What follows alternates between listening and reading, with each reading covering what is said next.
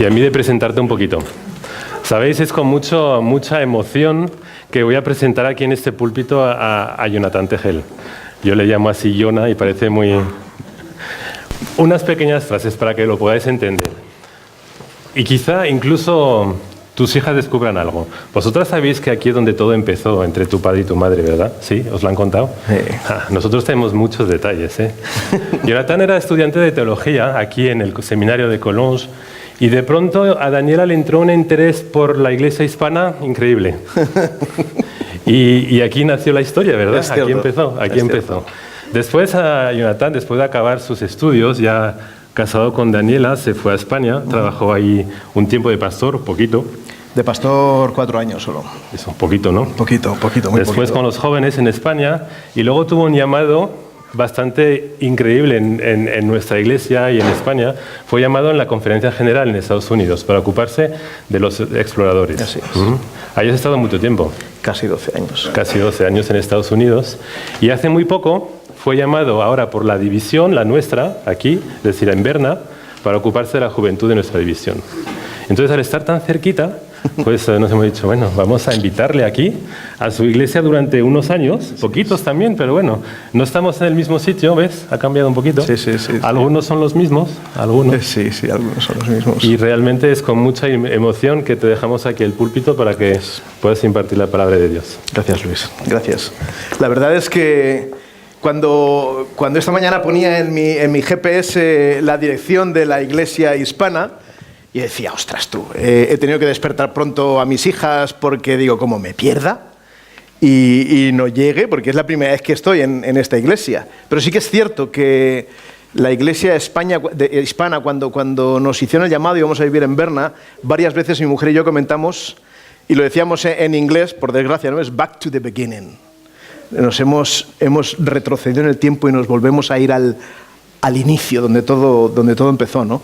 Nuestra relación empezó aquí y de hecho hoy estábamos hablando cuando veníamos de viaje que nos gustaría, si es posible, en algún momento enseñarles a nuestras hijas el lugar donde mi mujer y yo nos conocimos, que está relativamente cerca de aquí, la primera vez que nos vimos. Que yo le vi y dije, uy, qué bonita es.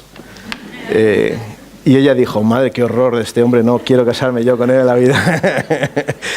No, la verdad es que fue un momento bonito y muy cercano y nuestra relación creció aquí. Y la iglesia hispana, para mí es como volver, lo pongo entre comillas, ¿de acuerdo? Porque tengo más de una, pero es casi como volver a mi casa.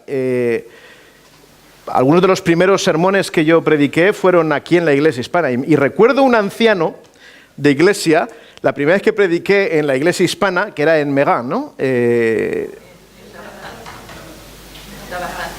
Sí, es verdad, sí, después del puente, pasado el puente.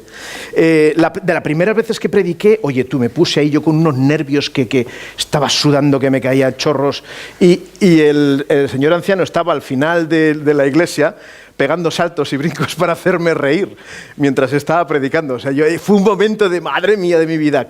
Me decía, tienes que concentrarte. Cuando estás predicando tienes que concentrarte. Fue una interesante prueba. Bueno, hoy voy a predicar sobre un tema que es un texto bíblico muy complejo a la hora de leerlo. O sea, cuando tú lo lees dices, no puede ser que esto esté en la Biblia. El valle de los huesos secos. Ezequiel 37, es un texto, la primera vez que lo leí, se pusieron un poco los pelos de punta, la carne de gallina, pero antes de que entremos en el texto yo quería compartir con vosotros un par de historias. La primera, yo tendría aproximadamente 22 años, 22, 23 años. Servicio militar, estaba haciendo el servicio militar. Mi hermano estaba haciendo el servicio militar en el sur de España, en Cádiz, y a mí me tocó hacer el servicio militar en el sur de España también, en San Fernando. San Fernando de Cádiz está como a 12 kilómetros de distancia. Entonces, cada vez que podíamos, fin de semana, domingo, cuando nos dejaban salir del cuartel, intentábamos juntarnos, caminar, pasear juntos y charlar y tratar de olvidarnos de todas las amarguras que pasábamos en el servicio militar. Un domingo por la mañana, 9 de la mañana. Sabéis, en España, ¿no? Habéis oído la palabra el botellón. En España, los sábados por la noche, aquello es Bueno, la gente se emborracha, muchos jóvenes van a las discotecas. O sea que el domingo por la mañana a las 8 o 9 de la mañana no hay nadie en la calle. Mi hermano y yo, como esas cosas no las hacíamos, pues a las 9 de la mañana decidimos ir a dar una vuelta, un paseo, después de desayunar, ir a dar un paseo cerca de la playa en Cádiz.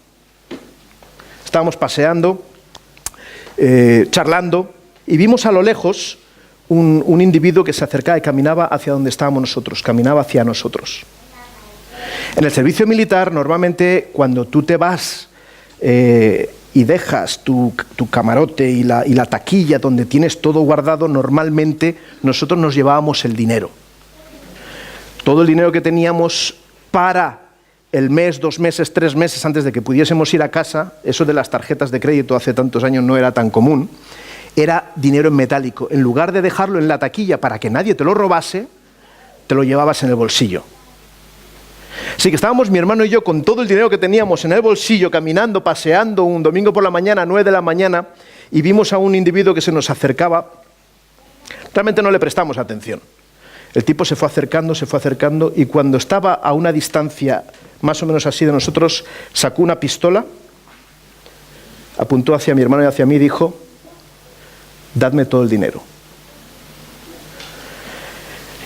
9 de la mañana, lo último que te esperas es que te atraquen. Te lo esperas mucho más si es por la noche, a las 9 de la mañana. Así que teníamos delante nuestro un tipo en carne y hueso, apuntándonos con una pistola y diciéndonos: dadme todo el dinero. Nosotros lo primero que se nos ocurrió, fijaros, y la verdad es que tú no te pones a hablar, ¿no?, antes de dar el paseo: oye, si viene alguien a atracarnos, esto es lo que vamos a hacer. Bueno, no te lo esperas. Así que el tipo lo teníamos delante nuestro, y lo primero que se nos ocurre a mi hermano y a mí es decirle: ¿y tú para qué quieres el dinero? ¿Pero es tonto? O sea, ¿qué pregunta es esa? O sea, el tipo apuntándonos: ¿y tú para qué quieres el dinero? Delante nuestro, un ser humano, pero un muerto en vida. Y después seguiremos con la historia. Esta la voy a dejar aquí. Voy a empezar otra, ¿de acuerdo? Estad atentos hasta el final del sermón si queréis saber cómo acaba la historia de la pistolita. Estaba predicando una semana de oración. Me invitaron a hacer una semana de oración en un país hispano. Y allí te sacan bien, te estrujan bien, a todas las mañanas, todas las noches, entrevistas. Y yo me acuerdo que después de la segunda, tercera predicación, predicaba por las mañanas y por las noches, después de la segunda, tercera predicación, yo no sé si habéis tenido la experiencia de predicar, tú ves absolutamente a todo el mundo. Aunque estés predicando, ves a todo el mundo, ves al que se duerme, al que se le cae el chicle, lo ves todo. O sea, yo me fijé, había una mujer sola, con una niña pequeña. Todos los días se sentaba exactamente en el mismo banco, en el mismo lugar, y las dos estaban sentadas prestando una atención terrible. Después de la tercera predicación, me dice: pastor, necesito hablar con usted. Digo: ¿cuándo quieres? Si quieres, pues nos vemos mañana. Yo todas las mañanas los tenía con entrevistas. Me dice: no, tiene que ser ahora mismo. Digo: pues ahora mismo. Nos apartamos un poquito y me contó una historia tremenda. Una historia, me dijo: mi marido era pastor. A mí me golpeó mucho la historia. Mi marido era pastor. Pero resulta que mi marido decidió irse con otra chica. Una chica mucho más joven que yo. Y ya teníamos 3 hijos. Mi hijo mayor tenía 14 años cuando esto ocurrió, se fue por otra, nos dejó el ministerio, dejó la iglesia, abandonó todo y nos abandonó a todos nosotros. Tenía un niño de 14 años, una niña de 11 y una pequeñita que tenía 2 o 3. La pequeñita es la que traigo conmigo. La pequeñita no lo ha sufrido mucho, pero el hijo de 14 años, desde el día que mi marido nos dejó, él hizo una promesa. Dijo: mamá, nunca más hablaré con un pastor, nunca más pondré mis pies en una iglesia, no creo en Dios, no quiero saber nada, para mí tu mundo se ha acabado. Delante mío tenía la historia de un ser humano, un muchacho, un joven, en ese momento tenía unos 18 años. Un joven que respiraba y se movía, pero era un joven que estaba muerto en vida. Ella me dijo: pastor, siga predicando. He descubierto que mi hijo ha escuchado 2 de sus sermones. Se ha puesto los cascos y ha escuchado 2 de sus sermones. Siga predicando. Usted siga predicando. Yo le dije: pues es lo que puedo hacer, no puedo hacer nada más que eso, voy a seguir predicando. Segunda historia. Hay una tercera historia que quiero compartir con vosotros. Las acabaremos todas al final, ¿eh? Tercera historia.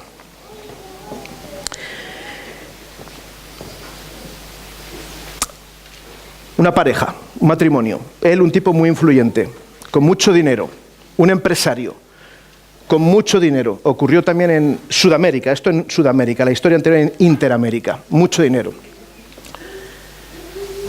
Su mujer, por medio de la radio, empieza a escuchar unos mensajes cristianos. Le gusta lo que escucha y decide que quiere ir a visitar la iglesia que está presentando esos mensajes. La mujer decide hacerlo, va, empieza a escuchar al predicador en directo y al cabo de unos meses decide que esta es la iglesia a la que quiere pertenecer y quiere bautizarse. Se lo dice a su marido.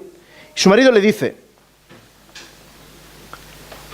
yo voy a visitar la iglesia a la que tú has estado visitando y te voy a demostrar que son unos falsos. En cuanto te demuestre que son unos falsos, no te permitiré que te bautices. Ella le dijo: tienes libertad para ir, hacer, escuchar, hacer lo que quieras, ves a escuchar lo que dicen. Así que el tipo se apuntó el nombre de la iglesia y empezó a buscar todas las direcciones de las iglesias con ese nombre que había en unos 100 kilómetros a la redonda.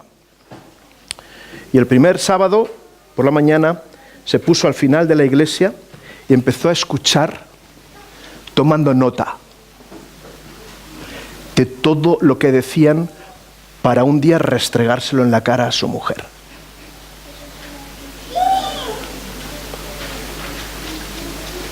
Un hombre vivo, en carne y hueso, pero un muerto en vida.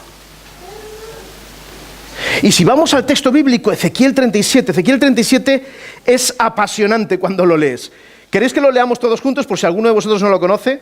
Lo vamos a hacer muy rápido, ¿eh? Para que veáis que lo del vídeo no es que me gusten cosas raras, no. Es que es texto bíblico. Ezequiel 37, desde el versículo 1, dice: la mano de Jehová vino sobre mí y me llevó en el espíritu de Jehová y me puso en medio de un valle que estaba lleno de huesos. Me hizo pasar cerca de ellos, a su alrededor, y vi que eran muchísimos sobre la faz del campo y, por cierto, secos en gran manera.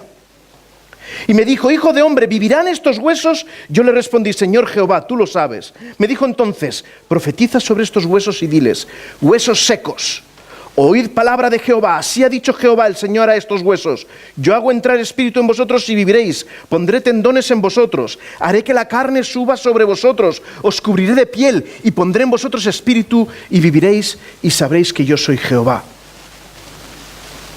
Profeticé pues como me fue mandado, y mientras yo profetizaba se oyó un estruendo, hubo un temblor, y los huesos se juntaron, cada hueso con su hueso. Y yo miré, y los tendones sobre ellos, y subió la carne, y quedaron cubiertos por la piel, pero no había en ellos espíritu. Me dijo: profetiza el espíritu, profetiza, hijo de hombre, y di al espíritu que así ha dicho Jehová el Señor: espíritu, ven de los 4 vientos, y sopla sobre estos muertos y vivirán.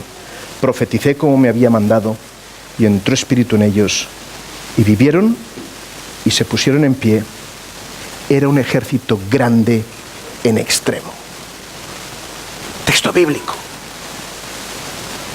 Un valle lleno de huesos. Y si tratamos de pensar un poquito en Ezequiel, ¿quién era Ezequiel? Ezequiel había sido un tipo que había sido secuestrado junto con otros 10.000 judíos y llevados en exilio a Babilonia, donde él se encontraba cuando esto ocurre. Babilonia, en exilio, no estaba en su tierra. Su mujer había muerto poco tiempo antes. O sea, se encontraba fuera de su tierra, en exilio, no por voluntad propia, sino por fuerza, solo porque su mujer había muerto y había sido llamado como profeta, como predicador, para un momento de la historia donde el pueblo de Israel está en sus horas más bajas.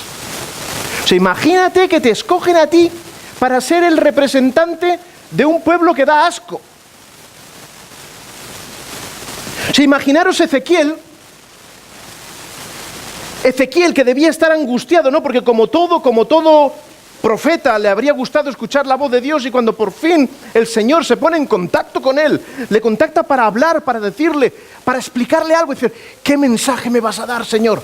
¡Pam! Dice que lo toma, podéis imaginarlo como queráis, a mí me gusta imaginar que el Señor lo toma en su mano, ¿no? Como si fuese algo pequeñito, Ezequiel, ¿eh? Lo lleva en su mano, ¡clac! Tú eres Ezequiel, mi profeta, y aquí es donde te coloco. ¡Pam! En medio de un valle lleno de huesos. Coloca al profeta y lo coloca en medio de un valle de huesos secos. No hay nada más que huesos viejos secos. Para que un hueso esté seco, tiene que haber pasado mucho tiempo para que desaparezca hasta el cartílago. Todo desaparece. Miles y miles de huesos secos encima de la superficie, no enterrados. Así que yo me puedo imaginar a Ezequiel caminando en ese valle y si solamente que diese un paso, ahí va mi madre, roto un fémur. Caminando y casi no puedo poner los pies porque voy a romper otro hueso, voy a caminar encima de otro hueso. Y cuando Dios ha dejado a Ezequiel encima de todos esos huesos, le hace una pregunta. Le pregunta a Ezequiel, Ezequiel, ¿ves dónde te he colocado? ¿Ves dónde te he puesto? La pregunta es la siguiente. ¿Vivirán estos huesos? Tú fíjate qué pregunta, ¿eh? Ha sido muy bonito lo que habéis hecho aquí, Dios y Noemi, ¿eh? Imagínate que Dios se pone al lado tuyo, te coloca en un lugar tan horrible como un valle lleno de huesos secos y te hace la pregunta. Todos estos huesos, miles y miles y miles de huesos, ¿vivirán? Si eso fuese un examen, yo posiblemente suspendería. O sea, pues, aunque la verdad es que, pues no. O sea, ¿qué respuesta vas a decir? Pues están más secos que la mojama. O sea, esto no va a vivir. Están secos, llevan muertos desde hace años y años. Están secos, no pueden vivir. Pero como buen judío, responde con una pregunta, o con una... Tú lo sabes, Dios. O sea, es como yo me lavo Pilatos un poquito, me lavo las manos, yo no voy a responder a esto porque tú sabes lo que va a ocurrir, yo no tengo ni idea. O sea, tú lo sabes. Pero es que no pueden vivir si no hay ni gusanos, ya no quedan gusanos en el lugar, ya están tan secos que no hay nada que aproveche. ¿Acaso yo puedo hacer algo para que esos huesos vivan? Yo no puedo hacer absolutamente nada, es imposible. Pero no, Señor, tú sabes. Así que Dios le dice a Ezequiel, le dice, espero que hayas afinado tus cuerdas vocales, que las hayas puesto bien, porque te voy a decir que lances un mensaje. Te voy a pedir que prediques y les vas a decir, profetiza sobre estos huesos y diles, yo hago entrar espíritu en vosotros y viviréis, pondré tendones en vosotros, haré que la carne suba sobre vosotros, os cubriré de piel y pondré en vosotros espíritu y viviréis y sabréis que yo soy Jehová. Así que yo imagino a Ezequiel recibiendo la orden de Dios, o sea, secuestrado, en exilio en Babilonia, mujer muerta, uno de los profetas en uno de los peores momentos de la historia de Israel, y me traes a predicar. Me colocas para predicar en un valle lleno de huesos. ¿De verdad que esto es lo que quieres de mí? Sinceramente, ¿para esto me has escogido? ¿Me has escogido para que yo predique a un montón de muertos? O sea, ¿cuán miserable es mi ministerio? Ya no puede ser más miserable. Le podría haber respondido, ¿sabes qué? Mira, yo soy un buen predicador.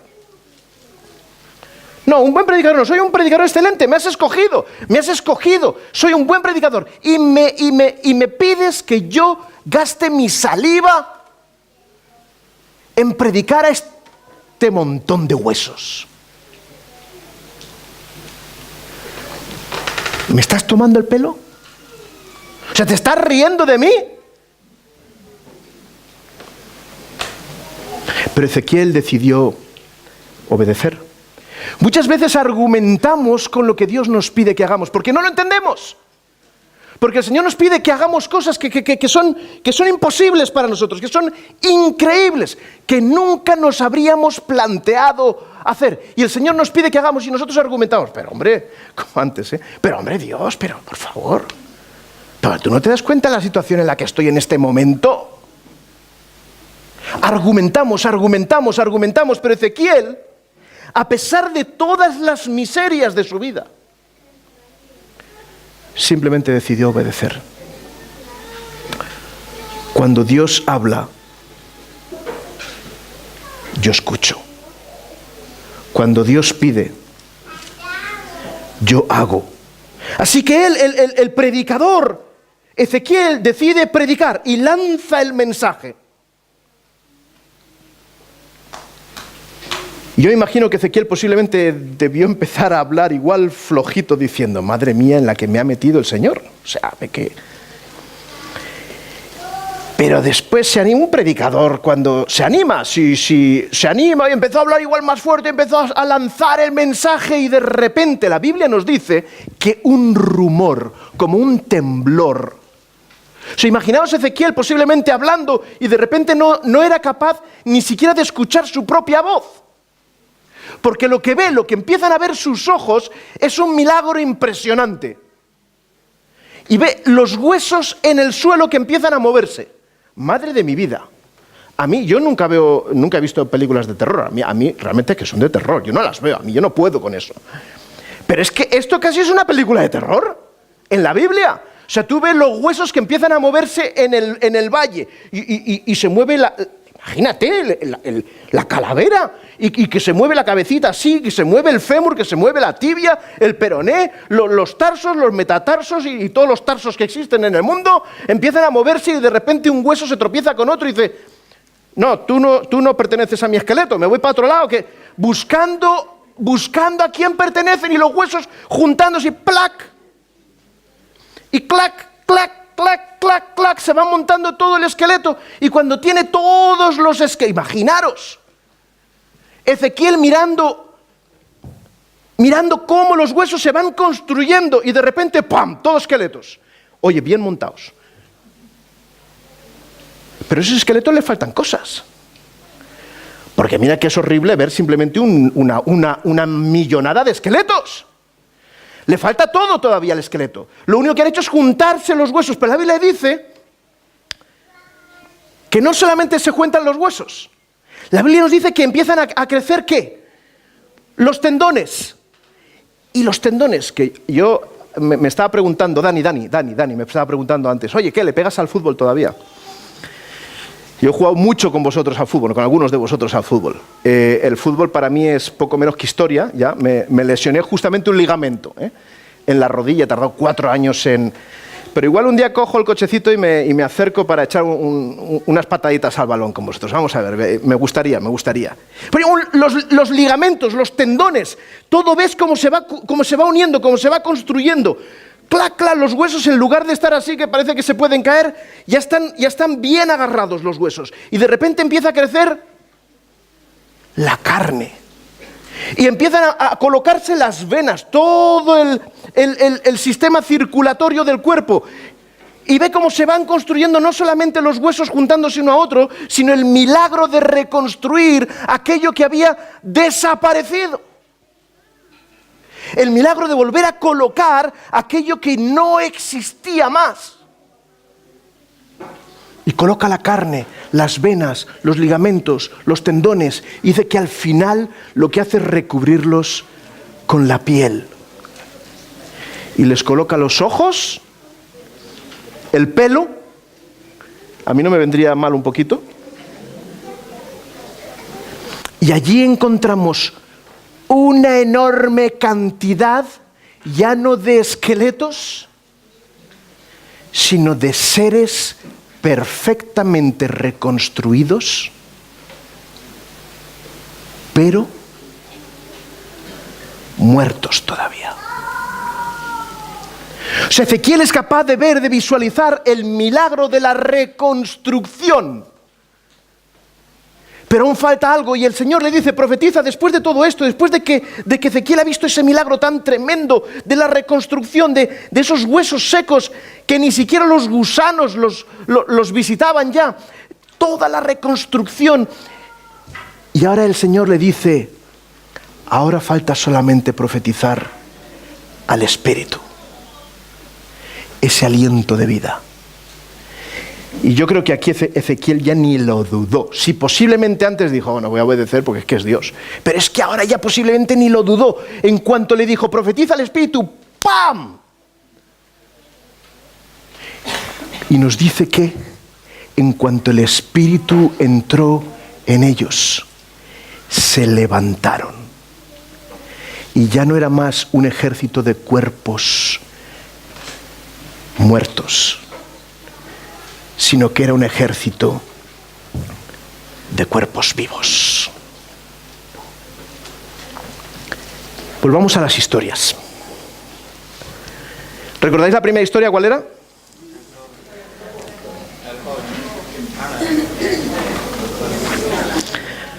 La del tío con la pistola.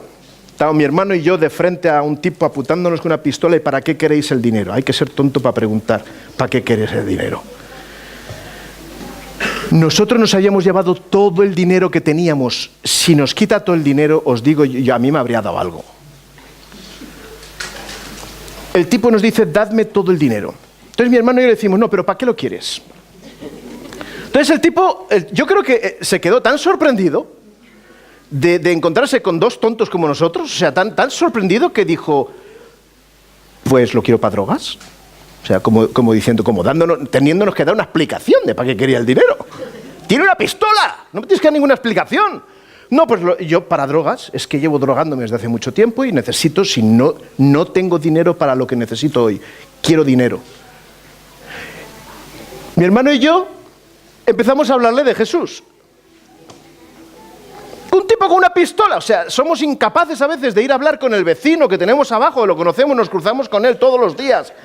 No le decimos que somos adventistas, ni cristianos, no le decimos nada. Y un tipo con una pistola, ¿le vas a compartir el evangelio?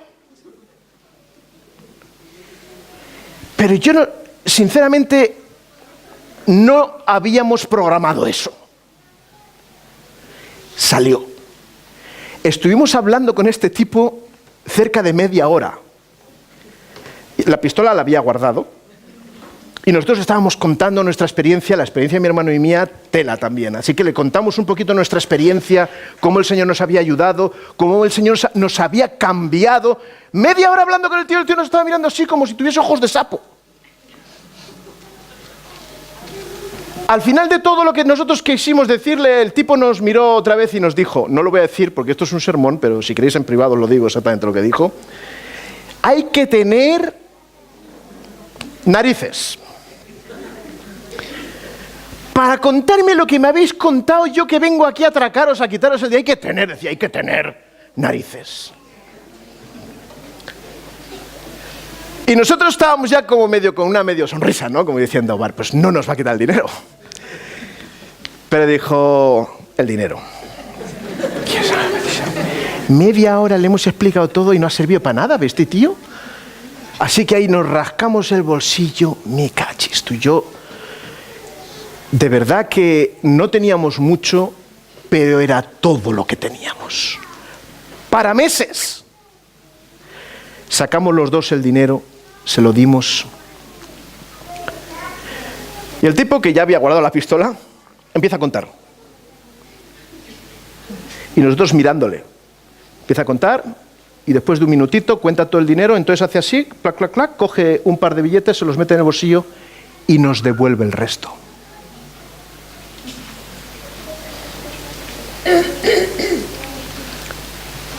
Sinceramente yo no sé lo que ha pasado con este hombre.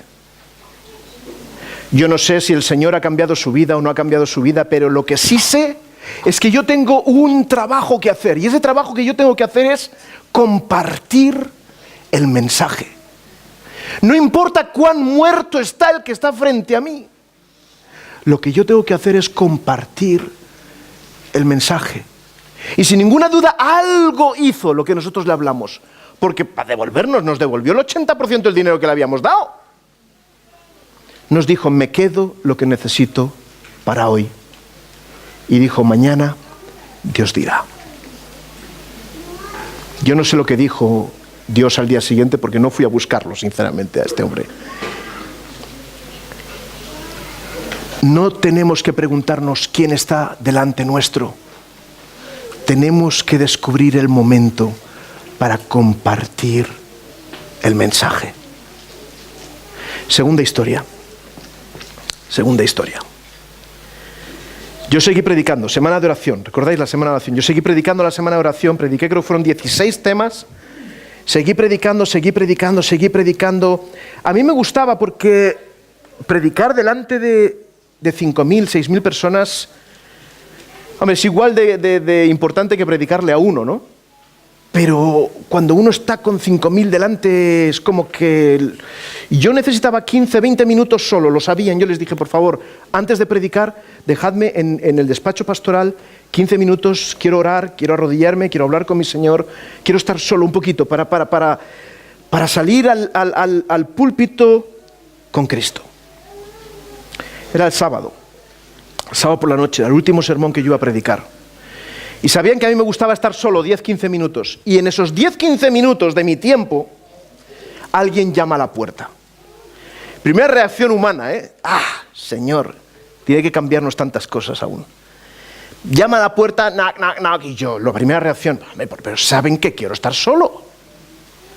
Viene alguien a molestarme ahora. Tú fíjate, preparado para salir a predicar, primera reacción. ¿Por qué tienen que molestar ahora? Ay.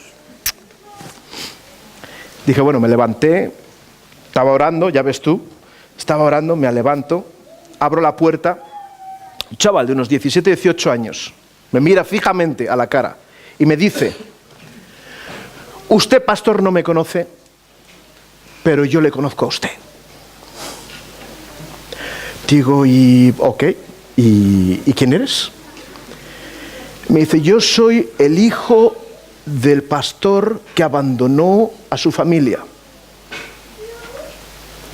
He estado escuchando todos sus temas y necesito hablar con usted. Me temblaban las piernas. Yo le dije, pasa, por favor, entra. Salí tarde al estrado ese día. El tipo entró, abrió su corazón, estuvimos llorando media hora. Yo no sé el tiempo que estuvimos hablando. Me dijo, voy a dejarlo todo, voy a volver a Cristo. Me explicó su vida, estaba con drogas, yo no sé con cuántas mujeres, o sea, un desastre. Con 18 años, un desastre de vida. Y él me dijo, pastor, el Señor me ha encontrado en esta semana y quiero volver a Él. Aquella noche yo no me acuerdo ni lo que prediqué, pero sí recuerdo que mi corazón estaba en paz.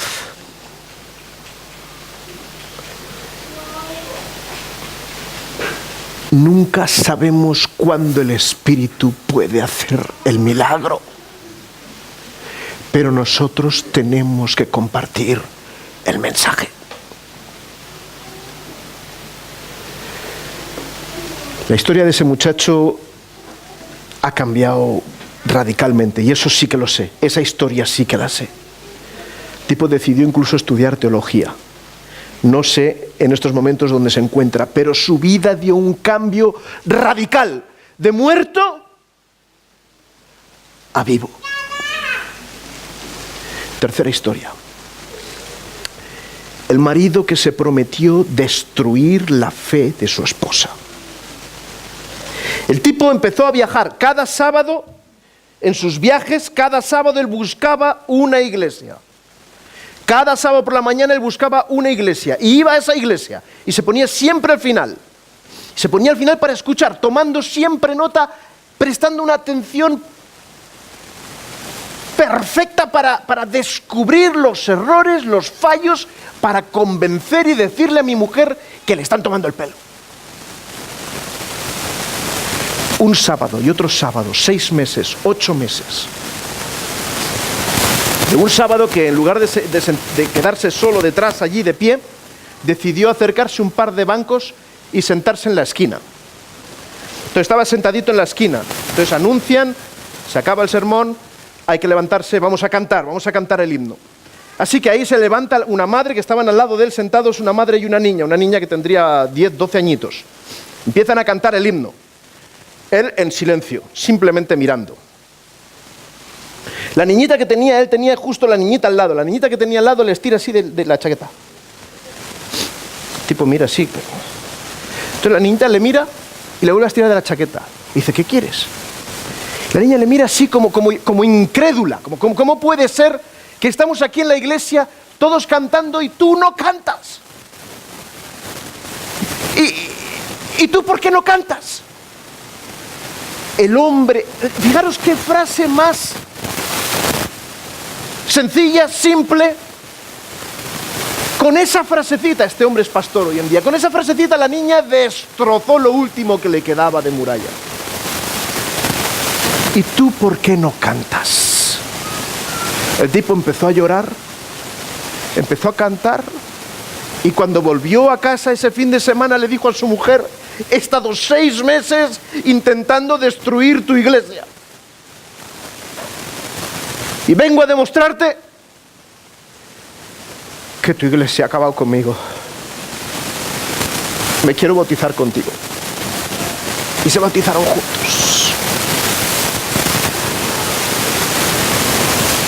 Un hombre peleado con la iglesia y con Dios, un hombre muerto, pero el Espíritu de Dios puede obrar milagros. Lo único que hay que hacer es compartir el mensaje.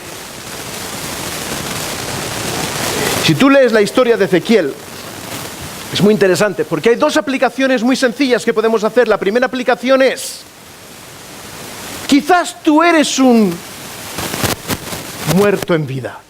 Quizás esta mañana aquí, yo espero que no, yo sinceramente espero que no, pero puede haber un muerto en vida, puede haber alguien que quizás sienta como decía Noemi, no valgo nada, soy una basura, he fallado tantas veces a Dios, que Dios ya no me tiene ni que prestar atención, o sea, he sido tan horrible, que me avergüenzo acercarme a Dios. Si hay algún hueso seco aquí hoy, el mensaje de Ezequiel 37 es un mensaje de esperanza. Porque no importa cómo esté tu vida, no importa cuán secos sean tus huesos, no importa cuán desesperada sea tu situación, no importa cuán imposible sea tu cambio, el mensaje de Ezequiel 37 nos dice, es posible. Con Dios es posible. Y hay una segunda aplicación que a mí me gustaría dejaros con ella esta mañana y aquí acabo. Quizás tú eres un Ezequiel. Quizás somos Ezequieles. Que el Señor nos ha colocado en un lugar, no sabemos por qué. Estamos en un lugar de trabajo donde nadie conoce absolutamente nada de Dios. Si tú eres un Ezequiel hoy, no esperes a mañana y empieza a compartir el mensaje. Y no importa si eres hueso o si eres Ezequiel, el milagro puede producirse. Y eso es lo que a mí me gustaría ver en esta iglesia y en todas las iglesias, que veamos milagros cada día. Que Dios os bendiga, ha sido un honor enorme poder estar con vosotros esta mañana. Que el Señor os dé la fuerza, nos dé a todos la fuerza de seguir compartiendo su mensaje. Amén.